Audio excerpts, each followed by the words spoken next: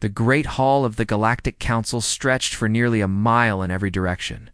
Its ceiling disappeared into darkness above, lit only by floating orbs of pale blue light.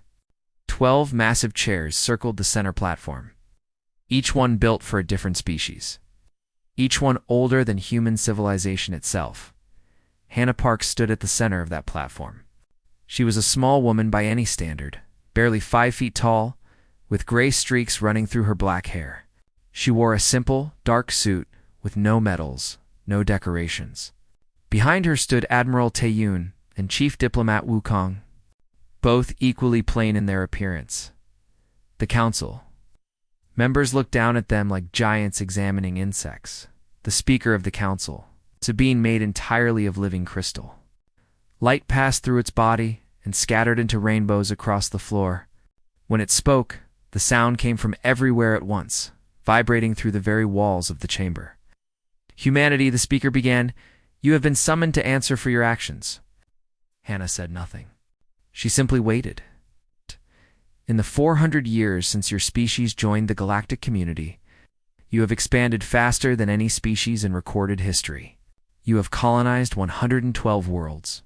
You have built a military fleet that rivals our oldest members. You have spread your influence into every corner of known space. Crystal being paused, letting its words echo through the hall. This cannot continue. From the shadows, other council members added their voices. The Velair representative, a being of pure energy contained in a metallic shell, spoke with cold precision.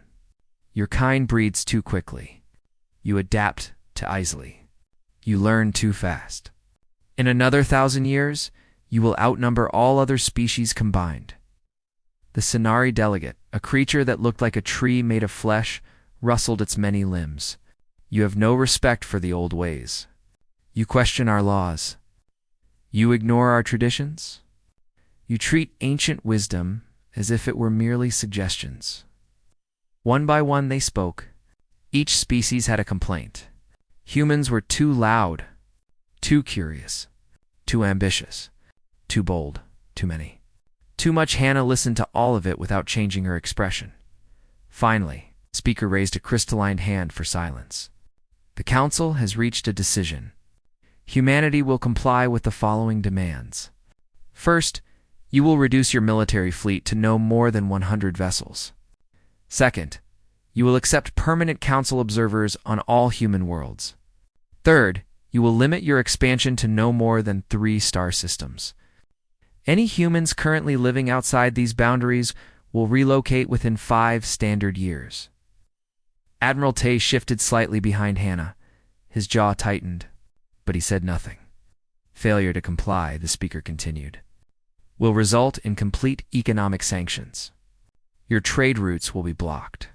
Your ships will be denied access to jump gates. And if necessary, the combined fleets of the Council will ensure your cooperation. The crystal being leaned forward, light dancing through its ancient form. You are young, humanity. You do not understand how the galaxy works. Every species that has joined the Council has accepted its guidance. Those who refused no longer exist. This is not a threat. It is simply history. Silence filled the great hall. Every alien eye focused on the small human woman standing alone on that platform. Hannah took a slow breath. When she spoke, her voice was quiet but clear. May I ask a question? The speaker seemed almost amused. You may. What if we simply choose to leave? A strange sound rippled through the chamber. It took Hannah a moment to realize it was laughter. The council members were laughing at her. Leave. The Volari representative's metallic shell vibrated with mockery. And go where exactly? Council space encompasses the entire explored galaxy. There is nothing beyond our borders but empty void and dead stars. No species has ever survived outside our protection, the Sinari added. The galaxy is dangerous. Resources are scarce. Without access to our trade networks, your people would starve within a generation. The speaker's light dimmed slightly, a sign of condescension. We understand, Ambassador. You are afraid. You wish to appear strong before your own people. But surely you realize there is no realistic alternative to accepting our terms. Humanity will submit. All species do in the end. Hana looked up at the towering beings around her. For the first time, a small smile crossed her face. Thank you for explaining our options so clearly. She bowed, a formal gesture of farewell rather than submission. Then she turned and began walking toward the exit. Admiral Tay and Diplomat Wu followed without hesitation. Ambassador Park, the speaker called out, genuine confusion entering its voice for the first time. You have not given us your answer. Hannah stopped at the doorway. She looked back over her shoulder at the assembled council. At the 12 ancient species who believed they controlled the fate of every living thing in the galaxy. We will be in touch, she said, and then she was gone. The council sat in uncomfortable silence for a long moment. They will comply, the Valari finally declared. They have no choice. Agreed, the Sonari rustled. Humans are emotional, but they are not stupid. They will see reason. The speaker nodded slowly, light returning to its crystalline form. Yes, they will return within the month, begging for mercy. It is always the same with young species. They must learn their place. The meeting was adjourned. The council members departed to their various worlds, satisfied that another minor problem had been solved. None of them noticed the look in Hannah Park's eyes as she walked away. None of them understood what that quiet smile had meant. And none of them could have imagined what humanity was about to do, because humans had never been very good at learning their place. They had a different skill entirely. When faced with a wall, they did not beat their heads against it. They did not beg for a door to be opened. They simply found another way, and the galaxy was about to discover just how far humanity was willing to walk. The message went out to every human colony, every ship, every station across the galaxy. It was simple and clear. Come home, pack what matters, leave quietly, do not argue, do not explain. Just go, and humanity obeyed. Admiral Day Shin stood on the bridge of the carrier Eternal Dawn, watching as the last of his fleet pulled back from the border territories. 300 warships moved in perfect formation, their engines glowing blue against the black emptiness of space. Not a single shot had been fired. Not a single angry word had been broadcast. They simply left, his second in command. A young officer named Gina Beek stood beside him. She had been promoted to captain just 3 months ago. Now she was responsible for the civilian convoy following behind the military fleet. 12,000 families, 40,000 children, an entire generation being uprooted from the only homes they had ever known. The council is monitoring our movements, Gina reported, reading data from her console. They seem pleased. Day nodded slowly. Of course they are. They think we are running away. They think this is fear, is it not? Gina asked quietly. She was young enough to ask such questions, old enough to deserve an honest answer. Day turned to face her. His face was weathered from 50 years of service, but his eyes were sharp as ever. Have you ever heard of a strategic retreat, Captain? Yes, sir. Withdrawing from battle to preserve forces for a future engagement. This is not that, Day said. A retreat implies we intend to fight later. We do not. We are not retreating, Captain. We are relocating. Gina frowned. Relocating where? There is nothing beyond council space. Everyone knows that. Day smiled, a rare expression on his usually stern face. Everyone knows many things that are not true. The council has spent 10,000 years telling every species that the galaxy ends at their borders. But has anyone actually checked? Before Gina could respond, a new signal came through the communication system. It was Fleet Marshal Ho Kim, broadcasting from the command center deep beneath Earth's surface. His face appeared on the main screen, calm and composed, despite the chaos happening across human space. Admiral Shin. Captain Beek. Status report. All military vessels have cleared the outer territories, Marshal Day reported. Civilian evacuation is 70% complete. We expect full withdrawal within 4 months, Ho Kim nodded. Excellent. Project Exodus is proceeding on schedule. The first colony ships have already departed for the target coordinates. We have confirmed habitable worlds in the Andromeda Transit Zone. Initial surveys show 3 garden worlds and 17 that can be terraformed within a decade. Gina's eyes went wide. Andromeda? That is 2 million light-years away. No one has ever traveled that far. The jump gates cannot reach. The jump gates cannot reach, Hakim agreed. But we do not need the jump gates, Captain. We have spent the last 200 years developing our own transit technology, quietly, secretly. While the Council watched our military expansion and worried about our fleet, they never noticed our scientific development. They thought we were aggressive warriors. They never realized we were explorers first. The weight of his words settled over the bridge. Day watched understanding dawn on Gina's face, watched her realize just how long humanity had been preparing for this moment. You knew, she whispered. You knew they would eventually try to control us. Suspected, Hakim admitted. The Council has done this to every species that grew too powerful, too independent. We studied their history. We saw the pattern. And we decided that when our turn came, we would be ready. On worlds across the galaxy, the same scene played out 1,000 times. Human workers resigned from their jobs. Human traders closed their shops. Human doctors finished treating their last patients and then packed their bags. Human engineers completed their final maintenance checks on systems they had kept running for centuries. No one complained. No one protested. No one caused trouble. The alien species they left behind barely noticed at first. Humans had always been common, always present, always reliable. Like air or water, they were simply there. No one thought about what would happen when they were gone. Council observers watched the withdrawal with growing satisfaction. Reports flowed back to Volantis Prime describing a humiliated humanity in full retreat. The crystal speaker received updates with something like pleasure vibrating through its ancient form. Faster than we expected, it remarked to the assembled council. Perhaps humans are wiser than we thought. They have recognized the futility of resistance. Should we not be concerned about their movements? The Valari representative asked.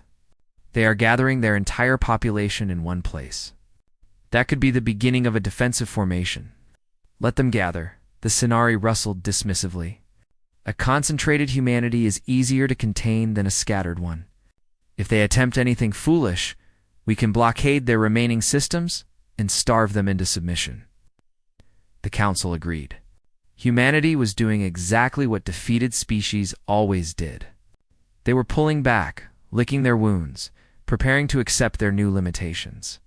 In a generation, humans would be just another controlled population, grateful for whatever scraps the Council allowed them, but deep in the void between galaxies.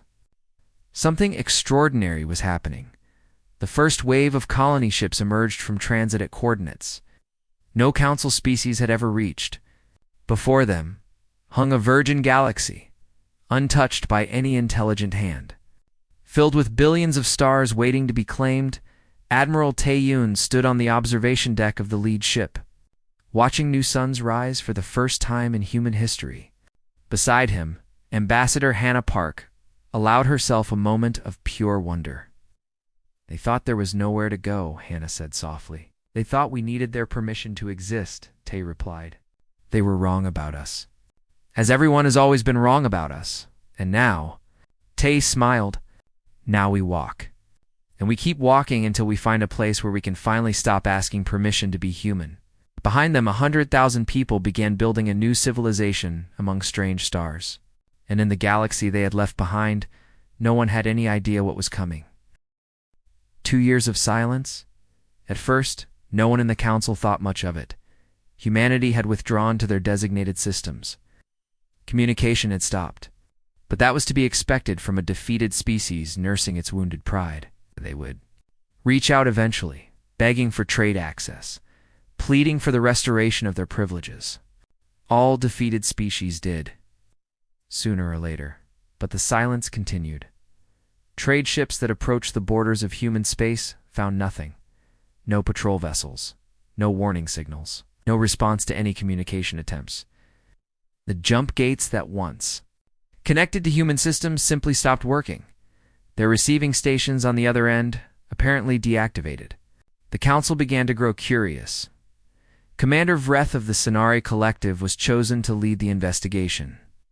He was old even by the standards of his tree-like species, his bark scarred from 100 campaigns. He had helped subjugate 6 species in his long career. A simple reconnaissance mission to human space seemed almost beneath his experience. His fleet of 12 vessels entered the first human system, expecting to find a frightened population waiting to surrender. They found nothing. The colony world of New Sol had once been home to 3 million humans. Its cities had covered 2 continents. Its orbital stations had handled thousands of ships every day. Now it was empty. The cities stood intact but abandoned. The stations drifted in orbit, powered down, their lights dark against the stars. Vreth ordered his crew to search for bodies, for signs of disease or disaster. They found none. The homes still contained furniture. The shops still had goods on their shelves. Personal belongings sat untouched in bedrooms and offices, but there were no people. Not one single human remained. "Scan for biological signatures," Vreth commanded, his many limbs trembling with confusion. "They must be hiding somewhere. Underground, in bunkers. Somewhere." His officers obeyed. The scans found nothing but native animals, left behind to wander the empty streets. The fleet moved deeper into human space. Every world told the same story. Colonies abandoned. Stations stripped of useful equipment, ships gone, people gone, life support systems left running for the sake of pets and plants that had been left behind, as if humanity had paused to think of even the smallest creatures before departing. It took 3 months to reach Earth. Vreth had studied human history. He knew that Earth was special to them, almost sacred. If humanity was hiding anywhere, it would be here. He brought his entire fleet into orbit around the blue and green planet, preparing for whatever defensive measures the humans had arranged. He found nothing but silence. The great cities of Earth were empty. The forests were growing wild, slowly reclaiming the streets and buildings that humanity had built over thousands of years. The oceans rolled unchanged.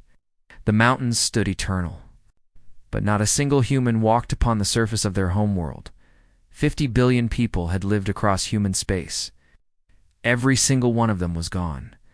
Vreth landed on the surface himself, walking through the streets of a city called Busan. Wind blew through broken windows. Birds sang in the trees. Somewhere a dog barked, one of many animals left behind with automated feeding systems to keep them alive. "Commander," one of his officers called out, "We have found something in orbit." Vreth returned to his ship immediately. A small beacon had been discovered floating above the planet, hidden among the debris of deactivated satellites. It had activated when the Sonari ships approached, as if waiting specifically for alien visitors. When they played its message, Vreth heard the voice of Ambassador Hannah Park. To whoever finds this recording, her voice began calm and measured, as it had been in the council chamber 2 years ago. "You are probably wondering where we went. The council told us there was nowhere to go. They told us the galaxy ended at their borders, told us to accept our place and be grateful for what we were given." A pause. Vreth could almost imagine her smiling. "They were wrong. We found the edge of your map, and we discovered that the universe is much larger than you ever imagined. We have traveled beyond your reach, beyond your knowledge, beyond anything the council has ever controlled. We are not hiding. We are not defeated. We simply chose to leave. Do not follow us. We have no desire for revenge. We will not return to threaten you or punish you for your arrogance. But we will not be controlled. We will not be limited. We will not ask permission to exist. Consider this our final message. Consider it our goodbye." Recording ended. Vreth stood on the bridge of his ship, staring at the empty world below. In all his centuries of life, he had never encountered anything like this. Species fought, species surrendered, species died. They did not simply leave his report to the council. Caused something close to panic. The crystal speaker read the findings with growing disbelief. "This is impossible. No species has the technology to travel beyond our reach. No species has ever developed jump drive without our assistance. The humans must be hiding somewhere within known space." "We searched everywhere," Vreth responded. they are gone. Every human, every ship, every trace of their advanced technology. They took everything that mattered and vanished. But how? The Valari demanded. Our sensors would have detected any mass transit event. Our observers watched their borders constantly. They could not have moved 50 billion people without someone noticing. The answer, which none of them wanted to accept, was simple. Humanity had been smarter than the Council. Humanity had prepared longer. Humanity had hidden capabilities that no one ever suspected. And humanity had walked away from the game entirely, in the empty streets of 1,000 abandoned worlds. The wind blew through places where humans had once lived and laughed and loved. Gardens grew wild, buildings slowly crumbled. And somewhere, beyond the edges of the known galaxy, humanity was building something new. The silence they left behind was not the silence of defeat. It was the silence of a door closing forever. No one noticed the problems at first. They were small things, minor inconveniences, surely temporary. The jump gate connecting the Valari. Home system to the central trade routes failed 7 months after humanity disappeared. The Valari engineers examined it carefully. They had been using jump gates for 15,000 years. They understood the technology perfectly, except they did not. The gates had been built by a species that had vanished long before the Council formed. The Valari had maintained them, yes, but they had never truly understood how they worked. When something broke, they had always called humans. Human engineers had a strange talent for fixing things they did not design, for understanding machines they had never seen before. Now there were no humans to call. The gate remained broken. Travel time between the Valari worlds and Council headquarters increased from 3 hours to 8 months. Trade slowed. Communication became difficult. The Valari, for the first time in millennia, felt isolated. Similar problems spread across the galaxy. On the medical world of Thesa Prime, hospitals began to struggle. Human doctors had made up nearly 40% of their staff. Humans had been willing to work long hours in difficult conditions. Humans had specialized in treating species that were not their own. Learning alien biology with an enthusiasm that other species found strange? Without them, hospitals could not keep up with demand. Patients waited months for treatment. Some died waiting. The Thesan government tried to train replacements, but other species did not adapt as quickly as humans. Other species did not find alien medicine as interesting. On the manufacturing world of Korath, factories fell silent. Human technicians had maintained the ancient machines that produced goods for 100 systems. The Korathi had operated the machines, but they had never learned to repair them. When the breakdowns began, there was no one to fix them. Production dropped by 60% in the first year. The Council met to address the growing crisis. 12 ancient species sat in their great chairs and argued about who was to blame. We should have captured some of them, the Valari representative insisted. Kept a population in reserve for necessary labor? They would never have cooperated, the Senari responded. Humans were always difficult to control. That was the entire problem. Perhaps we should not have threatened them, suggested a smaller voice. The Thesan delegate, a creature of smooth silver skin, spoke rarely in council meetings. Perhaps we should have negotiated. Negotiated? The crystal speaker's light flickered with anger. They were an inferior species. They needed to be contained. Any sign of weakness would have encouraged them to become even more aggressive. And yet the Thesan continued quietly. They were never aggressive toward us. They traded. They healed. They helped. In 400 years, they never once started a war. They only defended themselves when attacked. Silence. The speaker commanded, "We are not here to defend the humans. We are here to solve the problems they left behind." But there were no solutions. The council species had grown dependent on humanity in ways they had never recognized. Humans had filled the gaps. Humans had done the jobs no one else wanted. Humans had connected disparate worlds and cultures, acting as translators and mediators and problem solvers. Without them, the connections frayed. The war began 2 years after humanity's departure. A border dispute between the Valari and Senari, the kind of minor disagreement that had happened 1,000 times before. In the past, Human diplomats had always found a compromise. Human negotiators had talked both sides down from the edge of violence. Now, there were no humans to stop the fighting. The Valari fleet struck first, destroying 3 Sonari colony worlds before anyone could intervene. The Sonari retaliated with biological weapons, plagues designed to kill crystalline beings. The Council tried to enforce peace, but their authority had weakened. Smaller species, those who had been dominated for millennia, saw an opportunity. Rebellions erupted on a dozen worlds. On Volantis Prime, the council chamber that had once held the fate of the galaxy began to crack. Junior members demanded reforms. Elder species clung to power with increasingly desperate measures. Alliances formed and shattered within days. And in the shadows, one human remained. Kuno had been a historian before the departure. He had been studying ancient records in the archives of Volantis Prime when the evacuation order came.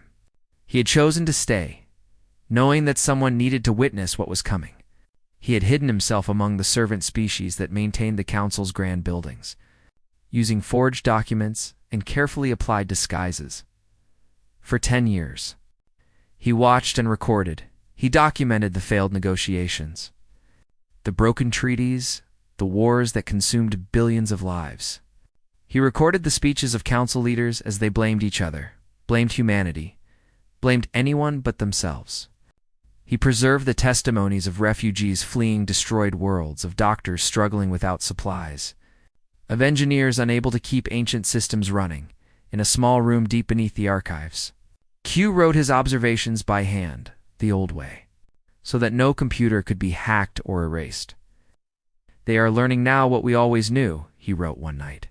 As explosions lit the sky above the capital, the galaxy did not belong to the Council. The galaxy was never controlled by any single power. It was held together by connections, by cooperation, by the willingness of different species to work together. Humans were not important because we were strong. We were important because we were willing to learn, willing to help, willing to do the hard work that others considered beneath them. The Council thought they could remove us and continue as before. They did not understand that we were the glue holding everything together, not through power, through service. He paused, listening to the distant sounds of battle. They called us young. They called us aggressive. They called us dangerous. But we were never their enemy. We were their partners. And now they are discovering what happens when a partner walks away. Q closed his journal and prepared to hide again. Somewhere out there, beyond the chaos, his people were building a new civilization. Someday, perhaps they would return. When they did, they would find only ruins and regret. 30 years had passed since humanity walked away. The galaxy had changed beyond recognition. The Great Council, that once ruled 1,000 star systems, now governed barely 100. Wars had reduced proud civilizations to shadows of their former glory.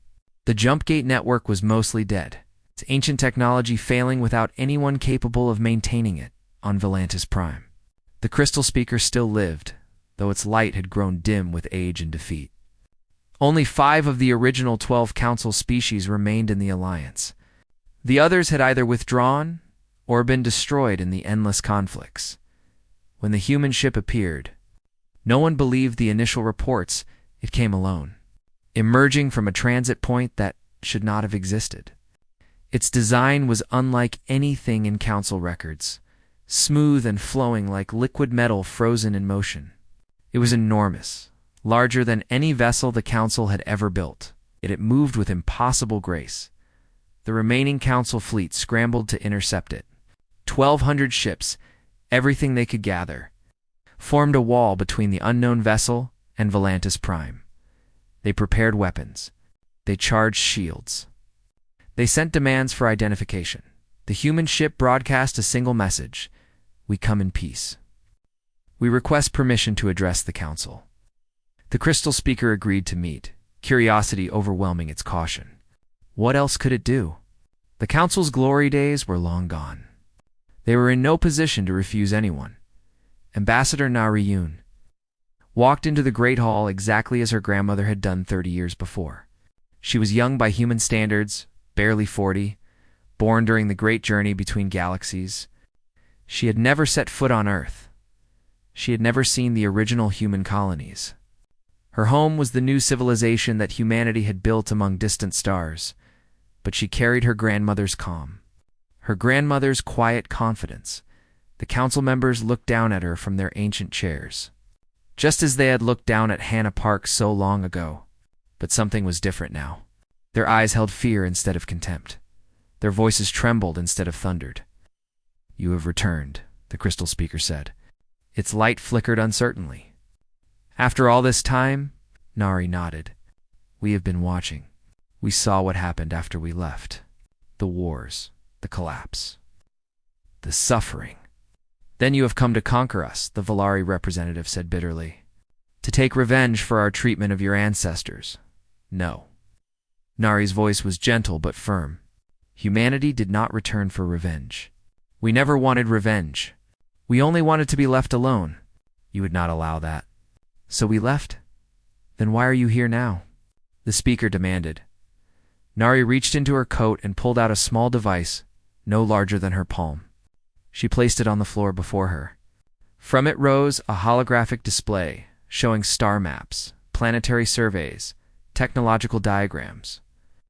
"In 30 years, we have colonized over 2,000 worlds in the Andromeda Transit Zone. Our population has grown to 400 billion. We have developed technologies that would take your scientists centuries to understand. We have built cities that make your greatest achievements look like children's toys." She paused, letting the images speak for themselves. "We could destroy you easily. We could claim this galaxy as ours and force you into the same submission you once demanded of us. We have the power. We have the ships. We have the numbers." The council members shifted nervously in their seats. This was the moment they had feared, the punishment they had expected. "But we will not," Nari continued, "because that was never who we were. You saw aggression where there was only ambition. You saw threats where there was only energy. You saw enemies where there could have been friends." She looked up at the beings who had once tried to control her people, and her expression held nothing but sadness. "We have returned to offer you a choice. The human Concordat is willing to help rebuild what was lost. We can repair the jump gates. We can restore trade. We can share medical knowledge that will save millions of lives. We can help end the wars that are tearing your civilizations apart. In exchange for what?" the speaker asked suspiciously. "Nothing." Nari smiled. "We ask for nothing but peaceful relations, equal partnership, mutual respect. The things we asked for 30 years ago, before you demanded our surrender." Silence filled the chamber.